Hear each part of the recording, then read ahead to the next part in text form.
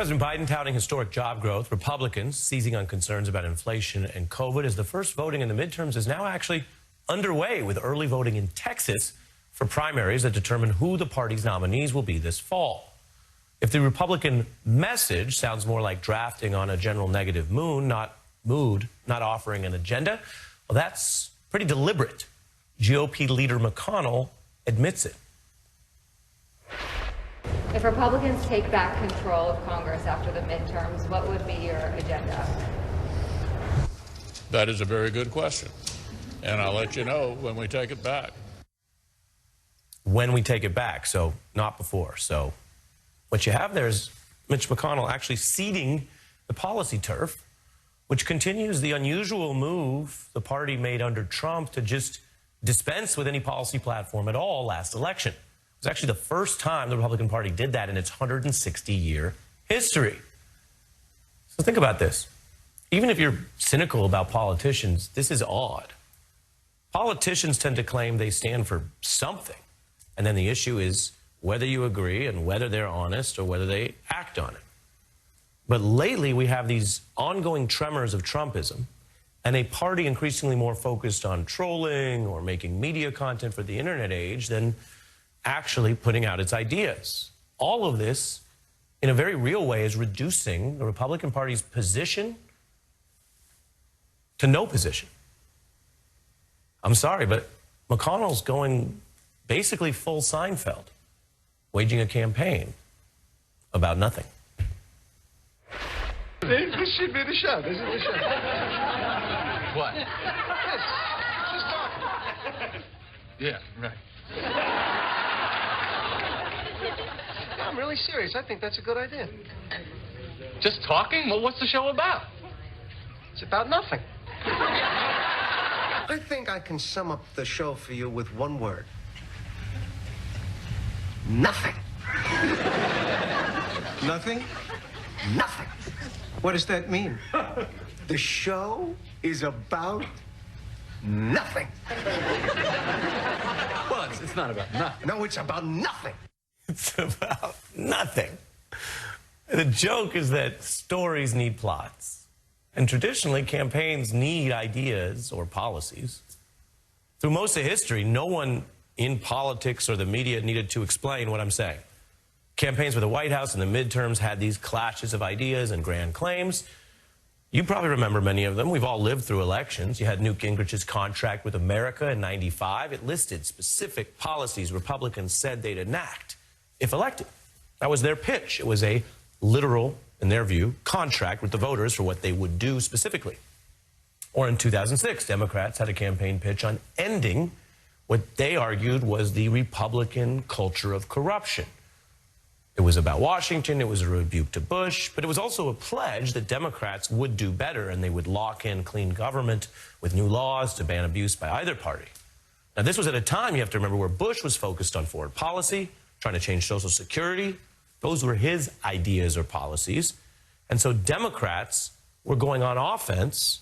They were in the position Republicans are now in the minority, and Democrats were pushing their own ideas about what was important.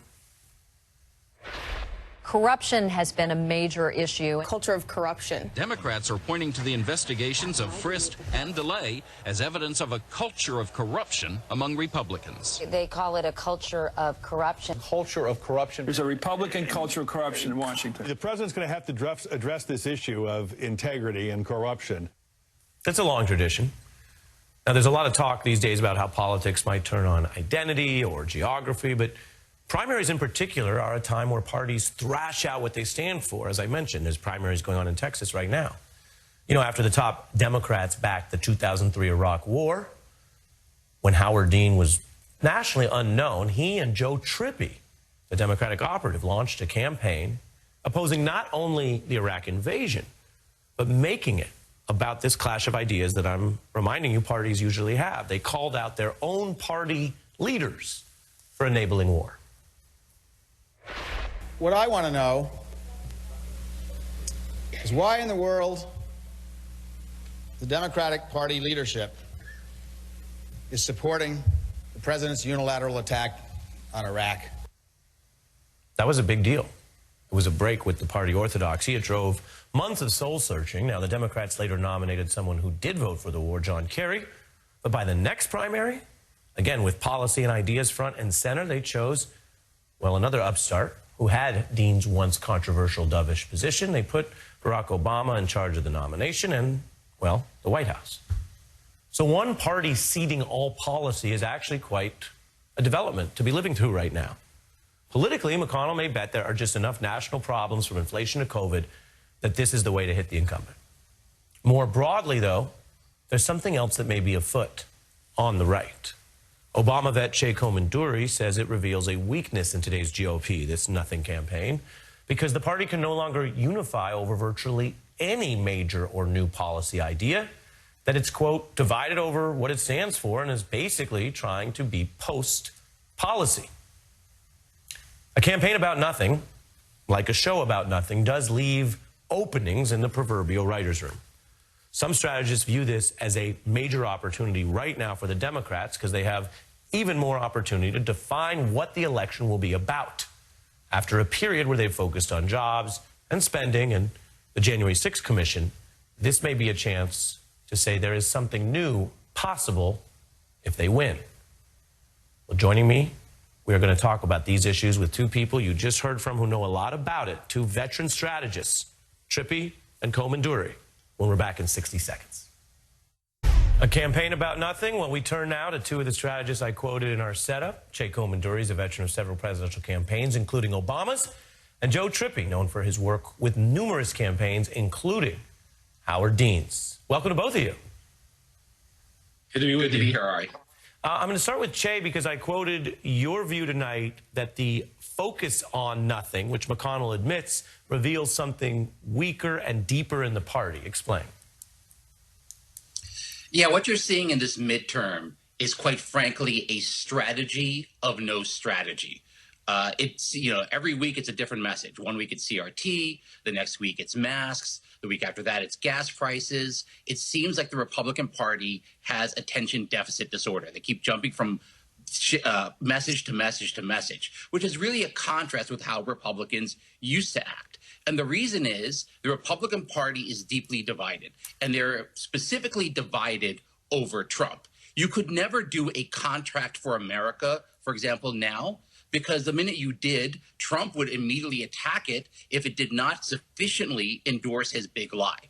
You could never have a Tea Party sort of grassroots uprising because the Republican grassroots is actually very divided over Trump, and specifically whether or not to take the vaccine, which Trump is strongly in favor of and so many other Republicans are not. So you're seeing a Republican Party that is divided over Trump, that is unable to coalesce, and therefore is just kind of hoping to run out the clock on Joe Biden's low approval numbers. Joe? Look, I think it's a lot worse than that, actually. I think, look, there are not two parties in America anymore. The Republican Party is now an authoritarian movement, authoritarian party. And what happens in that kind of party is ideas do not matter. Merit doesn't matter. The way you move up in a party like that, an authoritarian party, is proximity to dear leader and fealty to him. So what the parties become now are hostage takers or hostages. They're only, and we're down to like two, maybe three, maybe a handful that are not, you can't put into that category. So, what I think is happening, there will not be ideas. This is a party that is enthralled with its power, with trying to get its power back, and it is owned by Trump. He fuels it, and that's why, again, I agree. They can't get there together because they're arguing. There's no argument about who's in charge, and that's what we have to take on. I think the Democrat, all of us, have to build a huge, broad-based pro-democracy movement from the bottom up. A lot of activists, a lot of energy. It's one of the reasons I've helped start jointheunion.us, with my friends at the Lincoln Project who I've joined, because we've got to come together and beat back this authoritarian movement. And that's what this election has to be about. We have to nationalize it and make it clear that the reason we're getting through COVID, the reason there are all these jobs that have been created is because of what Democrats did. The Republicans didn't vote for the COVID relief package, not one of them. So it would be much worse. As bad as things are, we need to keep, there's things we need to do. We've got to keep pushing Biden's advantage of what he has accomplished, what Democrats did, and define the Republican Party as an authoritarian movement that is dragging us back. And both of you are referring to sort of what's just off stage, which is why, okay, if it looks like what McConnell's doing is sort of bad or not that effective, imagine how much worse it would be, as you say, Che, if they spent months developing something, put out a big rollout, do a big interview, and then have it scuttled by Trump that night, right? And yet some people are clearly speaking to adopt Joe's analogy from a hostage room. Here was Lindsey Graham pleading for more policy. We need a positive agenda to talk about how we can fix the future for America, repair the damage, rather than trying to purge the party. I think the best thing for the Republican Party is to talk about policy. Che? What policy? What policy could he possibly be referring to? I certainly don't see any potential policies. We had a Republican president, ostensibly a Republican president, Donald Trump, for 4 years. We had no policy. We had some tax cuts passed by Paul Ryan. We had some conservative judges approved by Mitch McConnell. That's it. That's not something you can really run upon. So I find it really rather ridiculous that Lindsey Graham says this. And then, he also says, oh, this party is going to be all about Donald Trump, and Mitch McConnell better get on board with that. Otherwise, I'm not going to support him as Senate Majority Leader anymore. So it's completely confusing. It's all over the place. It's really scattershot. And I think also you have this backdrop of the fact that, yes, Biden's approval ratings are low, but there are green shoots here. There is really, like, the snowflakes are going to turn into flowers, a la Dr. Zhivago pretty soon here, hopefully, because COVID is ebbing away. Inflation appears to be ebbing away. I've heard that before, Che. I've heard about COVID fading before. Well, I think that Omicron is different, and I think the best indicator of that is Dr. Fauci. I mean, Dr. Fauci, when other people were saying COVID was going away, was much more circumspect. This time, he is talking much more about this becoming endemic and much more about the idea that this is going to be something that we can live with, particularly. Or to parry part of what you're saying, he has now evolved to a place of saying we've done as much vaccination as we can. The people who are resisting are still, they have human rights. They don't have to take it. And what's left is how many COVID restrictions are left. Those seem to be going away. Joe, I want to turn a little bit to something that's somewhat complimentary of you. So you might be here for it. But a lot of people talk about running bold campaigns, taking a stand. A lot of people care about democracy and politics. You do have a pretty unique position in this sort of period of a democratic history and really history of American foreign policy that I alluded to, because you guys did wage a campaign that was against where a lot of things were, and it did tilt over time. And it's complex what moves policy, but boy, was it a part of it. I think people agree with that, whether they love Howard Dean or not. So let's take a quick look at a younger Joe Trippi when you were running that campaign against all odds. Here we go. Now we need to get and make sure that our message of standing up to Bush, of opposing this war, of repealing the tax cuts, of providing health care coverage and a plan to get health care for every American is out there. It's been said that that campaign didn't win the primary, but it ultimately won the argument. Are there any lessons there now for a Democratic Party that, as we've been exploring, has some open policy runway? Yeah, I actually think there's a lesson there for the country right now, that we need to create that kind of argument, that kind of movement to take on what's really happening here with the Republican Party that's become authoritarian. And what was great about that campaign was how we empowered people to engage. And yes, I think the Democratic Party is the only pro-democracy party left in this country, unfortunately. I happen to believe we need two major parties that have debates about policy. It doesn't exist.